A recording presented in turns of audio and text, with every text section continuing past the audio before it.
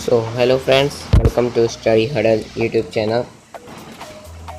आपको इस चैनल में 8th क्लास से रिलेटेड कोई भी बातें हो, क्वेश्चंस हो तो करें, और इस वीडियो से भी रिलेटेड कोई भी क्वेश्चंस हो, डाउट हो तो कमेंट करें। मैं आपको रिप्लाई कर दूंगा। Thank you. तो दोस्तों, आज अपना नया टॉपिक है रिमूविंग द वीड्स और वीडिंग। अब अपन देखते हैं कि रिमूविंग ऑफ वीड्स कैसे होता है, क्या होता है। जो पौधे अपने आप उग जाते हैं, जिनको अपन उगाना नहीं चाहते हैं, जैसे कि ये पिक्चर में आप देख रहे हो कि ये पौधे, ये वाले अपन ने उगाए नहीं है। इस खेत में या इस सॉइल में जो पौधे अपने आप उग जाते हैं और अच्छे से भी उग जाते हैं दूसरे पौधों के साथ में, उनको, जैसे फॉर एग्जांपल टमाटर का अपन ने लगाए हैं पूरा क्यारी में, अपन ने अपने घर की क्यारी में अपन ने पूरे टमाटर के पौधे लगाए। उसके बीच में एक दो ऐसे जंगली पौधे उग जाते हैं जो अपन ने उगाए नहीं है, उसे कहते हैं वीड्स। और उनको हटाना उसे कहते हैं वीडिंग। अब जैसे जंगली पौधे उग गए, अब इनको हटाना भी जरूरी रहता है। अब अपन ने नहीं हटाया तो ये सॉइल में से पानी, सनलाइट, फर्टिलाइजर्स, ये मैन्योर, ये सब चीज़ें ले लेंगे और ज़्यादा जगह भी घेर लेंगे। अब दूसरी जगह में तो उग नहीं पाएगा, अब दूसरे प्लांट उग नहीं पाएंगे, अब ये ज़्यादा जगह ले लेंगे। अब ज़्यादातर 4 पौधे उगते हैं। ये नाम wild pot grass, 3rd number पे है अमारांथस और 4th नंबर पे है चेनोपोडियम। ऐसे कुछ बहुत सारे तरीके होते हैं जिससे अपन इनको अलग कर सकते हैं। पहला है एक तरीका जिससे अनवांटेड सीड्स रिमूवल कर सकते हैं, वो तरीका है फील्ड से, उसे वीडिंग कहते हैं। और अभी अपन को जंगली पौधे निकालना पड़ेंगे, तो वो कैसे निकालते हैं, उनका निकालने का समय कौन सा होना चाहिए। उनको निकालने का समय ये होना चाहिए जब पौधा लगा है उसमें सीड और फ्लावर्स ना आए, मतलब जब आने लगे उस समय, उस उगने के पहले, तब अपन को प्लांट को उखाड़ना चाहिए, हटा देना चाहिए।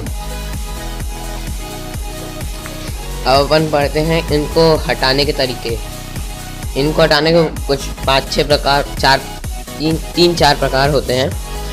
पहला होता है अपन को हाथ से लेके जो प्लांट उगा हुआ है उसको खींच के निकालना है। वैसे जब बच्चे बहुत छोटे रहते हैं तो ज़्यादातर समय प्लांट को देखेंगे, छोटे से प्लांट को देखेंगे, वैसे खींच के निकाल देंगे। आप नोटिस करना। ये पहला तरीका हो गया। अब दूसरा तरीका ये है कि सीड को निकालने के लिए खुरपा, खुरपा कहते हैं। एक खुरपा आता है, ये सिकल, सॉरी ये नहीं है, ये जो है ये रहता है खुरपा। इसका सेकंड पॉइंट पे इसका यूज करते हैं। पहले अपन को इसके द्वारा सीड निकालने के लिए अपन को पहले चाहिए एक छोटा सा गड्ढा करना पड़ेगा। इसको यूज़ करने के लिए सबसे पहले जहाँ पर प्लांट है, उसके जहाँ से स्टेम निकली है, उसके पास थोड़ा सा छोटा सा गड्ढा करना। उसके बाद उसको जो टूल है खुरपा, उससे उसको काट देना, तो ऐसे निकल जाएगा। सेकंड तरीका हो गया ये। और ये अपन को हर 1-2 सप्ताह में करना चाहिए। जब वो प्लांट होगा उसके बाद 1-2 सप्ताह में वापस अपन को इसे करना चाहिए, सेकंड नंबर की ट्रिक। और अपन आते हैं 3rd नंबर पे, वीड्स को डिस्ट्रॉय करने के लिए। तीसरा और आखिरी है वीड्स को डिस्ट्रॉय करने के लिए केमिकल्स का छिड़काव। जैसे कि जहाँ पर अगर ज़्यादा मात्रा में उग जाते हैं और अपन को उस समय जल्दी से लैंड चाहिए रहती है, तो कुछ कुछ जगह आपने देखा होगा केमिकल फर्टिलाइज़र केमिकल्स रहते हैं, उनको वो छिड़काव करते हैं, वो कुछ समय में निकल जाते हैं पौधे। और अपन अब न्यू टॉपिक की ओर बढ़ते हैं, हार्वेस्टिंग। अब अपन पढ़ते हैं कि हार्वेस्टिंग क्या होता है। पौधों को काटना, the cutting and gathering of the mature food crop is called harvesting. जो पौधे हैं उनको काटना और इकट्ठा करना उसे कहते हैं हार्वेस्टिंग। अब प्रोसेस जिससे ग्रेन्स को हस्क में से अलग निकालते हैं। अब जैसे ये पूरे हस्क है। अब एक सबसे आखिरी में एक बहुत यूज़फुल मशीन है, वो पूरा काम कर देगी। अपन जितनी मेथड्स पढ़ेंगे उन सबसे अच्छा एक वो बड़ी सी मशीन है, वो पूरा काम कर देगी। अपन पढ़ते हैं ये वाला इसे हस्क कहते हैं। एक तरीका जिससे अपन हस्क में से गेहूं को अलग करते हैं।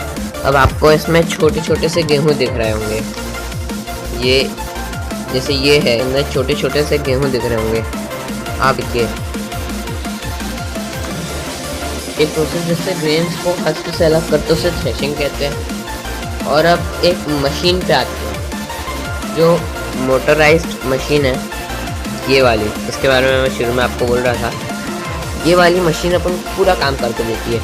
अब जैसे अपन को थ्रेशिंग करना है, तो उसके लिए अपन सबसे पहले खेत में जाएंगे, ये जो क्रॉप्स हैं इनको लेंगे, उनको निकालेंगे, फिर अंदर जहाँ पर अपन को सॉर्ट करना है, थ्रेशिंग करना है, उधर ले जाएंगे, वहाँ पर जाके थ्रेशिंग करेंगे। इसमें बहुत टाइम जाएगा।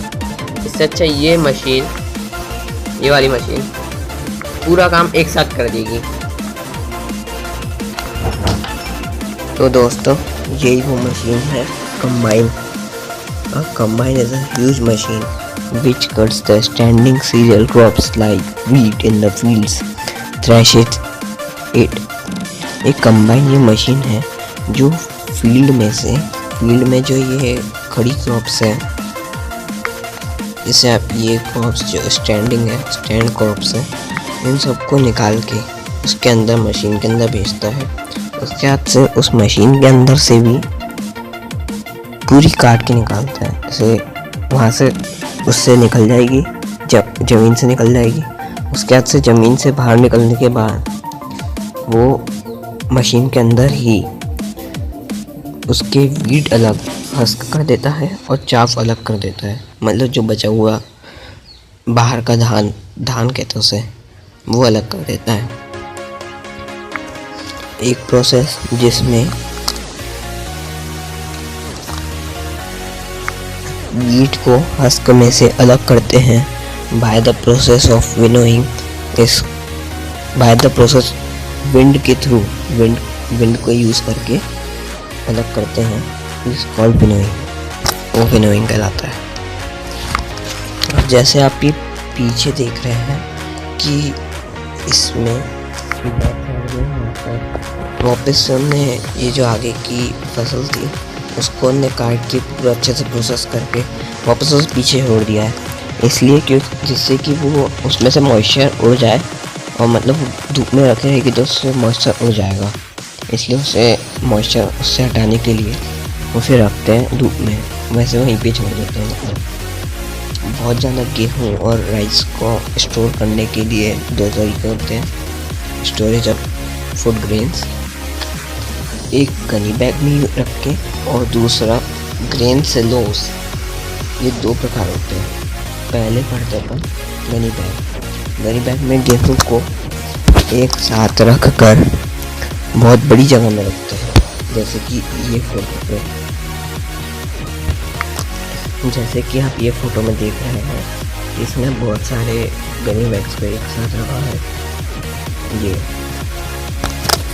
इसको होने के बाद इनको इसलिए ऐसा रखते हैं जैसे कि इनके अंदर कीड़े ना आए, जैसे गेहूं में छोटे छोटे कीड़े निकलते हैं वैसे, और इनके अंदर समय समय पर कुछ समय में स्प्रे डाल देते जिससे कीड़े ना पड़े। और अगर चूहे भी रहते हैं अनाज के पास तो वहाँ पर चूहे ना आए, इसलिए उनको माउस का पॉइजनस स्प्रे आता है, वो भी कर देते हैं। Animal husbandry in the agriculture branch. अब एनिमल हस्बेंड्री क्या होता है वो पढ़ते हैं। एनिमल हस्बेंड्री का मतलब ये है कि एक एग्रीकल्चर की ब्रांच है जो शेल्टर प्रोवाइड करती है, हेल्थ और breeding of domestic animals is called animal husbandry. इसे कहते हैं एनिमल हस्बेंड्री। तो दोस्तों, आपको हमारा वीडियो कैसा लगा हमें कमेंट करके बताएं और हमारे चैनल को सब्सक्राइब करिए और हमारा अगला वीडियो ज़रूर से देखें। हमारा स्पेशल वीडियो रहेगा वो। Thanks for watching.